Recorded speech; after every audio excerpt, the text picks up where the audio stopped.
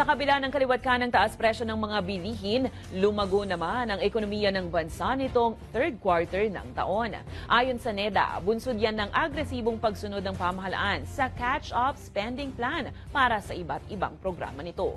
Tiwala naman ng ilang eksperto na papalo pa ng lagpas 6% ang GDP ng bansa sa pagtatapos ng taon. May balitang A to Z si Ace Cruz. Lumago ang ekonomiya ng bansa nitong third quarter o mula Hulyo hanggang Setyembre sa 5.9%.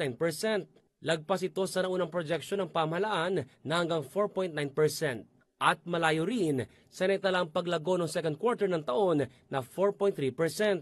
Ang mga sektor na may pinakamalaking contribution sa pagtaas ng GDP ay ang mga sumusunod: wholesale and retail trade, repair of motor vehicles and motorcycles na nag-ambag ng 1.1 percentage points.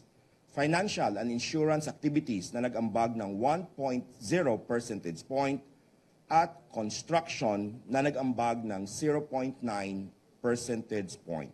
Ang GDP o yung Gross Domestic Product ay ang kabuang produkto at serbisyong nalikas sa bansa na ayon sa National Economic Development Authority ay pinakamabilis sa mga kalapit nating bansa sa Asya. As announced, the year-on-year 5.9% GDP growth in the third quarter of 2023 is a marked improvement from the 4.3% growth in the second quarter. This performance makes our economy the fastest among the major emerging economies in Asia. Nakatulong ani Secretary Arsenio Balisacan ang agresibong paggastos ng pamahalaan sa kaliwat ka ng proyekto nito. Overall, government spending contributed to 2.1 percentage points or 36% of the observed 5.9% GDP growth. We commend the national government agencies and local government units for responding to the economic team's call to implement catch-up expenditure plans. Para naman sa ekonomistang si Michael Ricafort, nakaambag din sa paglago ng third quarter GDP ang tuloy-tuloy na pagbubukas ng mga sektor ilang taon matapos mapilitang magsara dahil sa pandemya. Pick up yung tourism, yung foreign local tourism. Eh kasi mga hard-hit sector, nagbukas yan August of last year. O di may isang taon na. Tapos, kasi yung mga isa sa matagal na naapektuhan, 2.5 years yan sarado, yung mga eskwelahan. So imagine nito yung mga, siyempre pag lumalabas yung mga estudyante, sasakay yung mga yan, bibili yan ng mga pagkain, mamimili rin ng yung mga supplies sila na pangailangan na, merienda, and so on. Mga MSME, transport sector.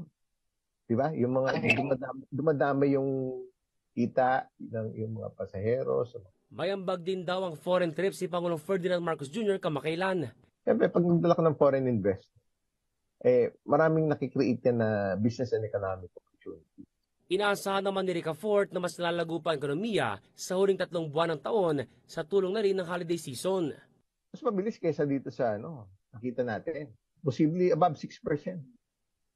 Above 6.5%. Oo, posibly yun. Kasi yun, dahil nga yung reopening narrative pa rin, marami pa rin nagre-recover in terms of sales, jobs, income. May pick up yan. May pick up yan sa benta, sa trabaho. Pero ang tanong, maabot pa kaya ang target ng Marcos administration na 2023 full-year GDP growth na 6%?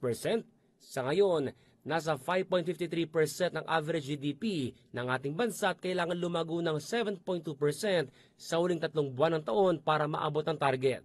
Gayunman, si House Speaker Martin Romualdez kumpiyansang kakayanin ito ng ating bansa. Habang si House Ways and Means Committee Chair Congressman Joel Salcedo ang tatanungin, makatutulong daw kung paigtingin ang government spending catch-up plan sa mga proyekto at programang naantala dahil sa barangay at sangguniang barangay election spending ban.